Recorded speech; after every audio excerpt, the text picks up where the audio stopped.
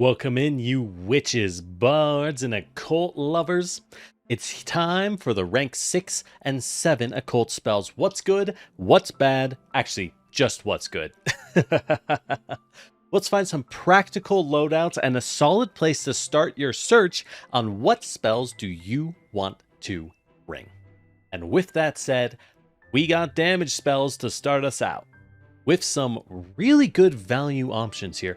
First, we have Awaken Entropy. This is a weird one. It's a fortitude save in a sustained area, but this is a very unusual spell. It's an expanding, increasing, ramping damage AoE. It doesn't do a lot at first, but every time you sustain it, it gets bigger and does more and more damage. The potential for this spell is wild, but frankly, the odds of friendly firing your team is also wild.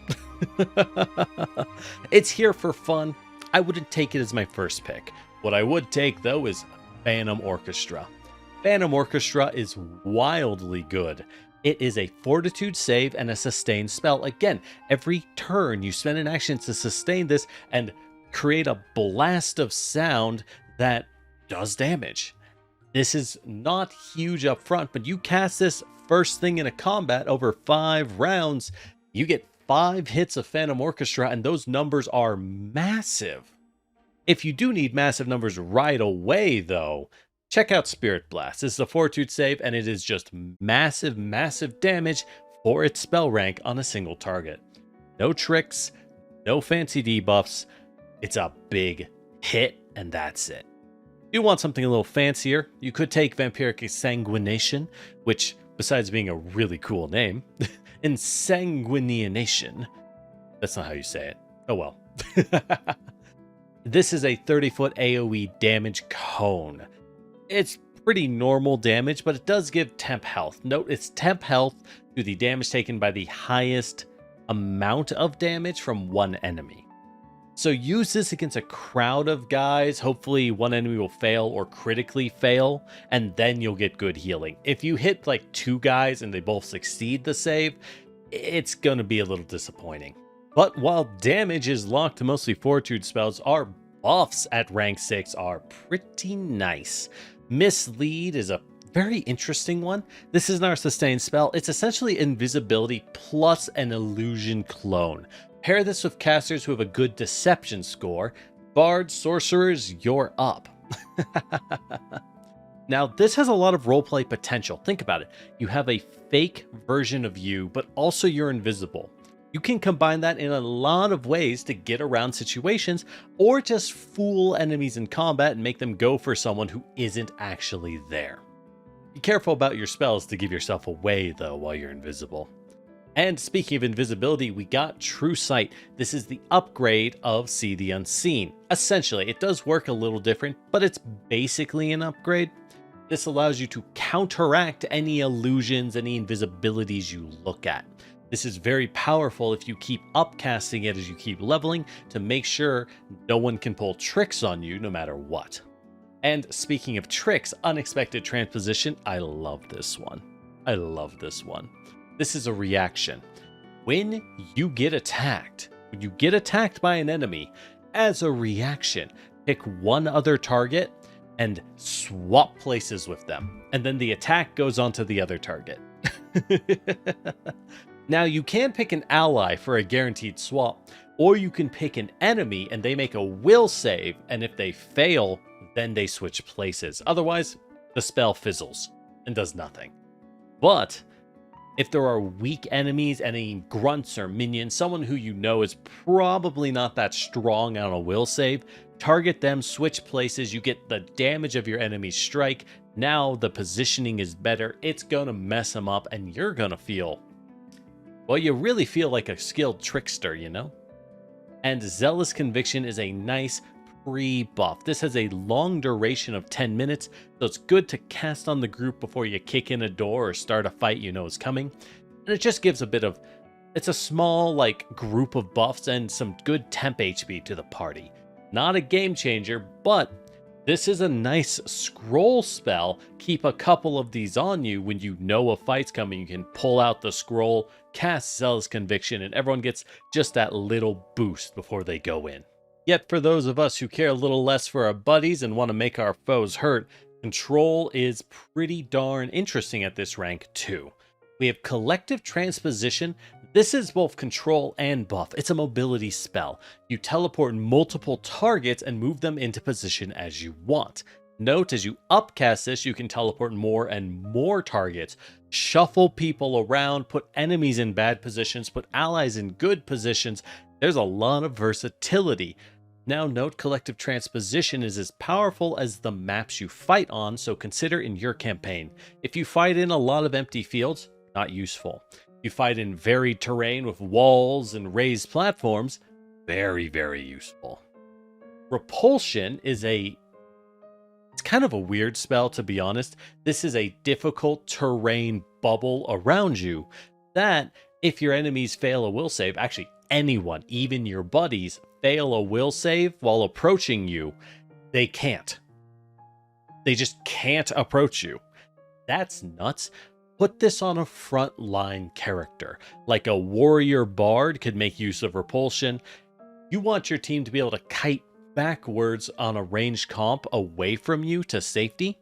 If you are in the back line and you cast repulsion, all you've done is made it so that your frontliners, your fighter and barbarian, can't retreat to safety because they can't run towards you and away from the enemy. Be very careful of this. The potential is huge, but so is the tragedy. And Vibrant Pattern, this is an incapacitation spell. Once again, use this on crowds of weaker enemies, or just enemies of your level. This is an AoE dazzled, AoE blind field. It is sustained. The expenses are high, but it's a lot of powerful debuffs when it works. And last, the beautiful, finally, a good wall spell for Occult, Wall of Force. This wall is insanely durable.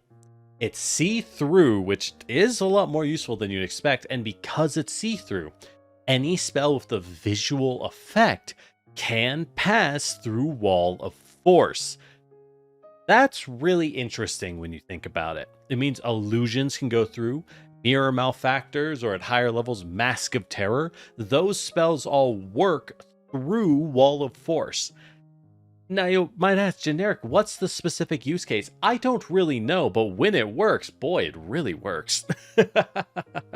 As we hit rank 6, these are really the higher ranks of where you want to buy scrolls. Everything past this, the cost becomes exorbitant, relatively, but rank 6 is still decently affordable, so you can carry a lot of these as you level up.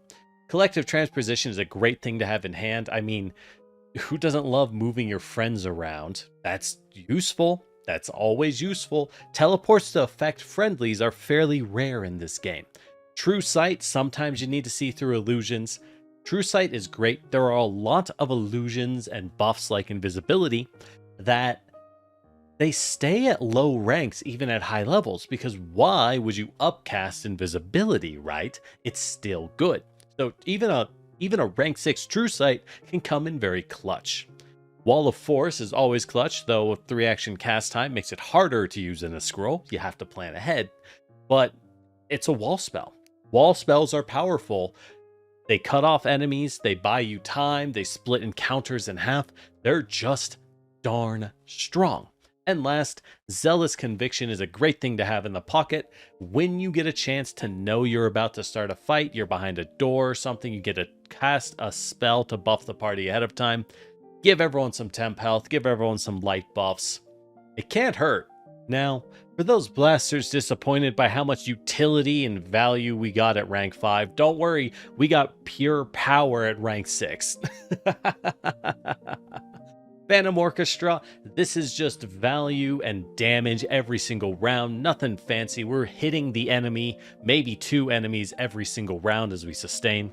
Spirit Blast is your big single target finisher, your big damage dump. So if you keep a Phantom Orchestra running at round 1, keep that running till the end. Hey, I need to finish this guy off. He's been softened up throughout the fight. Spirit Blast, sustain Phantom Orchestra, just dump dice on top of them. Note, they're both fortitude saves, all fortitude saves at this rank. Don't use this on big giants. Use all these spells on smaller targets when you can. Just, things that aren't tough, right? And last, slow. Slow becomes an effective AoE, targets multiple enemies at rank 6. This is wild, because when you hit a crowd of dudes with slow, a few of them are going to fail. The chance of someone crit failing becomes way higher because you're targeting so many guys. And it is devastating to take away their actions. The advantage of crowds of enemies is they have an action economy advantage. They do more things than your party does. Slow removes that advantage from them. Now they have no advantage and you're going to clean house. But if you like being a little more tactical, collective transposition, that's just mobility, man. Repositioning the party and possibly the enemies at the same time. Move people into traps, move them on top of buildings, into pits, off of bridges. Whatever you want, you can move people around within your area, and that's just really good. Again, the value of this spell depends highly on the kinds of maps you play in. Slow, once again, we want this. It just robs group encounters of their threat and is still good against 2 or 3 enemies. Stealing actions from all the enemies at once will never get old, never lose value. And last, unexpected transposition keeps you safe.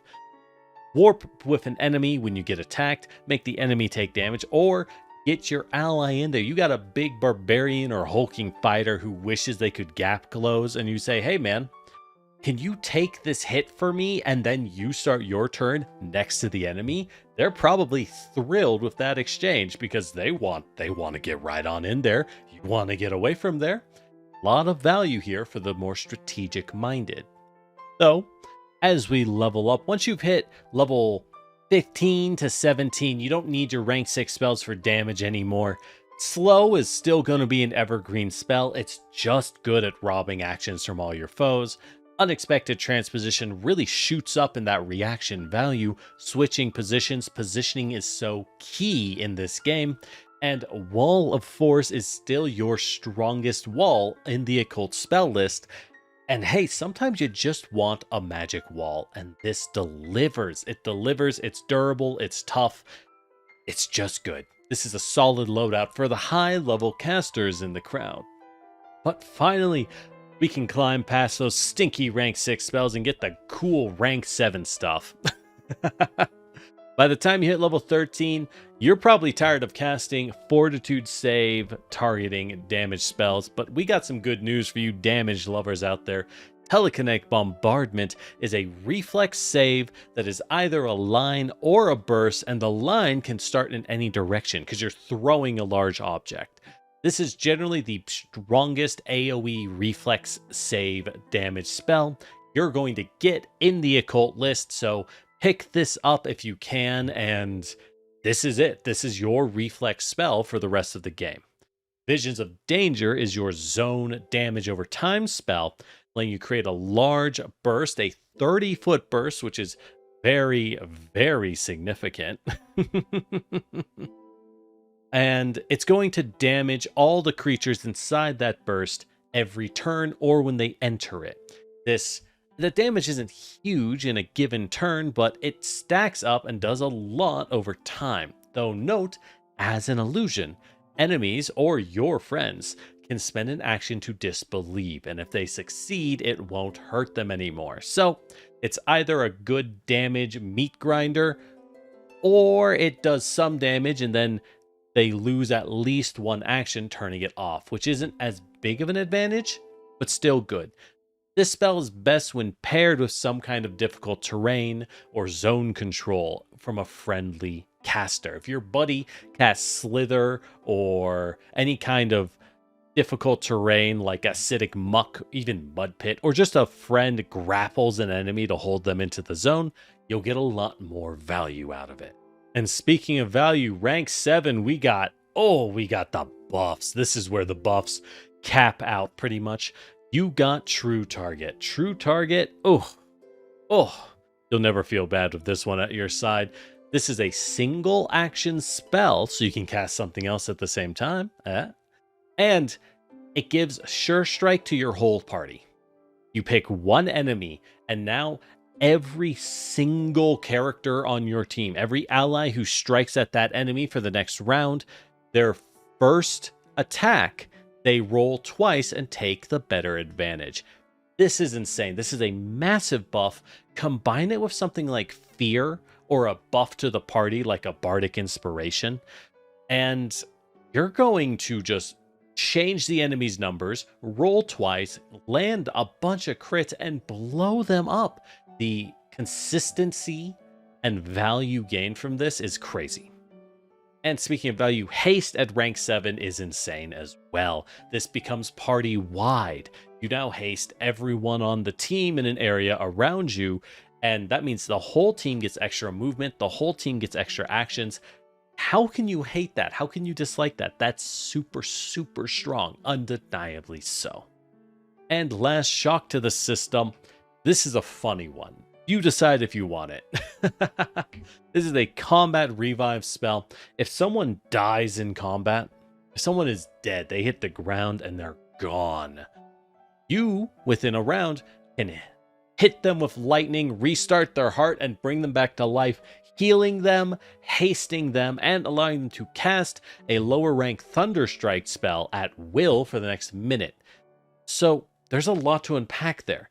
This is a healing spell, not a strong one, but it is a healing spell. This is a haste spell, and this enables spamming Thunderstrike, all in addition to being able to bring the dead back to life.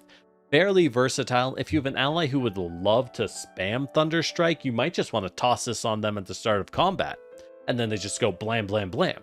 If that's, your strategy. Talk before you use it, of course. And at rank 7, we have some decent AoE control spells.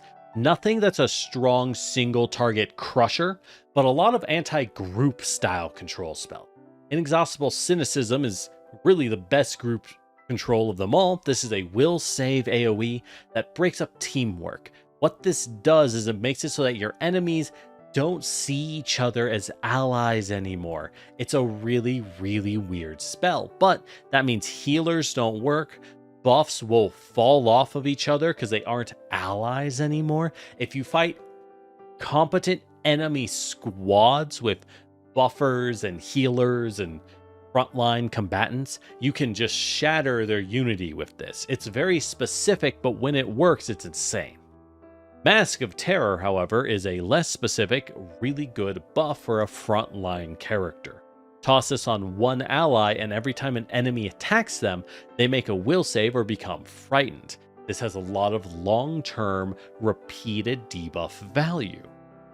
Shadow Raid is kind of an interesting one. I know some think it's bad, but I found it to be quite good in my experience. This is a party-safe AoE, a massive AoE, 30-foot burst, and it does a constant low amount of damage and conceals your party. That's a 20% chance that anything that your enemy does to target them misses. You'll love that. And if your enemies spend an action to disbelieve the Shadow Raid, which, they can do, they still take half damage. They no longer roll saves. They effectively now gain a auto success on their saving throw, which is, again, the damage isn't huge, but over a long fight against multiple enemies, it does add up pretty decently. And last, Tempest of Shades. This is what's called an Incarnate spell. They're essentially a summon spell from like classic Final Fantasy where you summon a huge thing and it does one thing when you cast it and then one thing on your next turn. This is a cool one. It creates a massive AoE drain effect and then a massive AoE fear effect. Both those debuffs are great to have and is good for stacking debuffs on an enemy group at the start of a combat. As we said, a lot of group debuffs, a lot of group control effects. Now, if you want to splurge a bit of cash on items, we got some good picks at rank 7. True Target, this is a one-action spell. You could put a scroll of this in each fist in every combat and come out super happy. It'll be expensive, but worth it. This is just good. Extra guaranteed hits. Well, not guaranteed, but, doubled your chances of hitting, doubling your critting. That's wildly good for one action. And haste is also a great spell for every single fight, no matter what. Your team always wants extra movement. They always want extra strikes. Worst case, it's just darn useful. And shock to the system is an insane combat revive that, hey, that's also great to have. This is an interesting scroll spell because if your team dies often, you're going to want this on your spell slots. Otherwise, you probably want it in a scroll. When things get really bad looking, you're like, I'm going to pull out the revive scroll. Just, no one look at me. I have so much faith in you guys. You got this. They're going to die. That's when shock to the system. It's worth having one in the pocket.